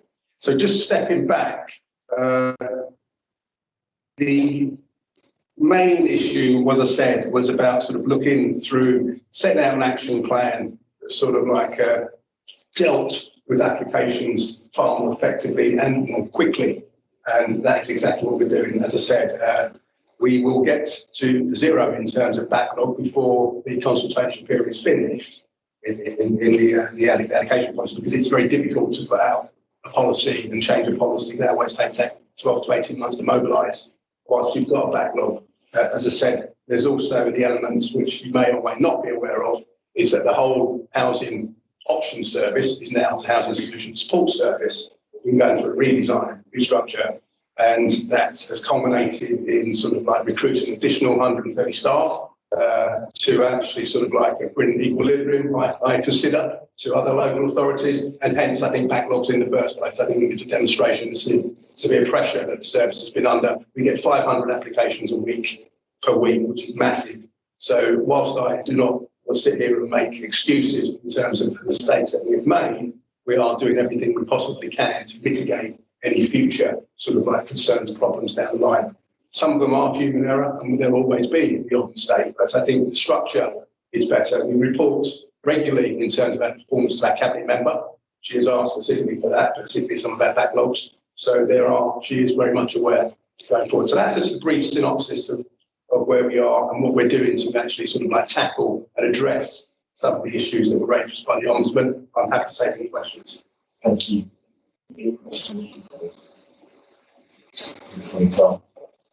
That's fine. Thank you. I appreciate that. We'll help us to reflect on future. Chair, if I may just make a follow-up broader point for the committee. So we are currently working with the corporate complaints team in relation to how these complaints are being progressed, and with a view to mitigating why complainants get to a stage where they feel they have no choice but to make a referral to the Ombudsman. So that's what the team undertaking with Assistant Director Lyndon Brooks, just to mention. Thank you, Stan. I think that might be it. Oh, okay. Sorry. Thank you very much. No, thank you. I think the committee would certainly be interested in this part of our conversation. Because I'm aware that, again, I've just handled this committee really. So, schedule of outstanding meetings. So, firstly, is that noted, colleagues? Thank you, and thank you again for joining us. Item 14, schedule of outstanding meetings. I'm just going to go through the regs. Minutes 334 from the June meeting. We had a discussion about this at our October meeting, but the responses were sent to members, but at the 19th of October meeting, members were not content with the responses received. I requested the relevant councillors to email me the details of additional information for a further response to be provided by the service area, assuming Councillor Paul, but not from Councillor Morale on that. I don't know. Okay, I'll get back to you. That was my mistake. And then we have had, councillors had a response, email on the restructure of the streets in the service area, email to members. Chair, just on that, I remember the reason why I didn't like the response, because it was just a blanket description of what I'd already said about South Birmingham's refuge centres, household recycling centres, that we only have one just to cover, and they tried to make the case. My objection was the fact that they clearly hadn't put the phone into Bromsgrove Council and simply asked the question whether we can use, if certain wards can have access to their facility as used to. So it was very simple. If you could just get back to them and say, look, can you just put the phone? Put me an email on that, and I'll put that on. We'll make that as the Because I mean, if they don't do that by Christmas, I will just pick the phone myself, which is embarrassing. So, do you send me an email so I can do that? So on there, Councillor Paul, you responded and you can. I did respond. I looked very carefully at the response from chair and assistant directors should see. And I have to say that his comments leave me with some concern. I think it's probably best that I leave it at that. Full stop at the end of that last sentence, because I think issues need to be addressed elsewhere. So you take this further. So can we, with this, so Councillor, you're going to send me. I'll send you an email. Councillor, as far as this committee's response, you're that item is discharged. Yeah. Okay. Or it may be researched to one board. So minute 335 from June has been updated, have been provided. So that was about the funding of audit annual report 2021. An update on procurement contracts, process controls, governance. That was given as part of the cabinet members' presentation just today. So that update has been provided, and so therefore can I agree that that's completely discharged. Thank you, colleagues. Another red minute 350 from the July meeting. So we had a response on this about around Councillor Jenkins' request for the contract. That's been responded to, but there was, so we have the response to the email to members on this demographics, the school exclusions demographics. Were not yet emailed to us. In respect to the request for update figures on elective home education, children missing education, children missing from home care, this will be provided by the end of October, November. That was from our last meeting. The next update is that a response is being prepared by our new interim director of education and skills, that's Sue Harrison, and Andy Gordon at Birmingham Children's Hospital. That is not yet with us, so we will keep that item as read. On there, but we will also indicate that it is red and no longer need, yeah, this is the last, well, time of the minute 364 from the September meeting. You asked me to, as chair of audit, to write to the resources overview and scrutiny chair, highlighting transparency issues raised on part of funding for the Commonwealth Games. I've written to the chair of that committee. I have not yet had a response. We've agreed for officers to review the risk and learnings from the Commonwealth Games part of funding linked to first work, and I understand that the Director of City Management has indicated that that is an ongoing business work that they're doing. And we asked for a review to be shared at a future meeting around reflecting on challenges of business grants and how effective the council is on delivering these on behalf of government. That update was provided by Peter Bishop at our assurance session with the Deputy Leader on the October meeting, and there has been a further response email to members, which links to minute 365, which I'm going to go into as well. So there has been a response on that email to members. Can we discharge that item? Great. Thank you. External Auditor's Progress Update, minute 365 from the September meeting. There was the Audit Committee requested further explanations as to why the remaining 5.1 million of business grants was not released to businesses, and that was emailed to everybody on the 9th of the 11th. As to why that happened. Can I again discharge that one? Thank you, colleagues. Minute 377 from our October meeting. There is no update yet because that's about a briefing to all members of the council on cybersecurity, GDPR, and knowledge data processing, and a briefing note to be provided to the Audit Committee on the shared learnings and complaints area, which we discussed with the one review. That's still yet to be carried out. Minute 379, Statement of Accounts 2021 Audit Findings Report. The Audit Committee, subject to any amendments or qualifications submitted from the external auditors, the committee agreed to delegate approval of statement of accounts to the chair of the Audit Committee. Obviously, that didn't happen because they're still not ready yet. And there was further information on the lender option, borrower's options, which we provided to members. We had that, so we discharged that item. Thank you. I would be, well, that authority to share it still must remain in place, given that we have yet to sign the account. I can see that you want to do that. Yeah, so we won't remove, we'll just update on it for some time. 381, this was the written response from the guidelines, safeguarding measures around voluntary organisations and early year providers. That response was emailed to members on 17th of November. And then continuing reflection and updates from on the actions in response to the recommendation of the Waitman's report. And we're waiting for the new interim director to come and build on that response. Once the root and branch review on procurement commissioning assurances systemic challenges were completed, a report provided to the Audit Committee on its findings. The presentation on the 17th of the 11th, the presentation was circulated to members outlining the approach to this work, and reporting the findings will be shown in the committee in March 2022. So we'll leave that. No, we're asking for actions on 2. That's the written response on early years and third sector organisations. And item 4, that we will take the written report will be provided to us in March 2022. So we discharge that item, other than item 3, which is the continuing reflection updates and the action in response to the recommendation of the Waitman's report. Thank you, colleagues. The next meeting is Tuesday, 25th of January 2022. Still got in this main hall, unless we can find a better venue. Which I think Well, I emailed the acting chief executive at 3 o'clock. I'm just moving us through. It was cold then. It's even bloody colder now. It's unacceptable. It is, and I think we should do that. So that's that. So other urgent business. I just want to note that we will be presenting in the 1st of February City Council. We will be presenting our annual report to City Council. The process for those that work with us is that the draft is circulated by we helped to draft this by Fred Ross from the internal audit team. It will be drafted to members for any comments.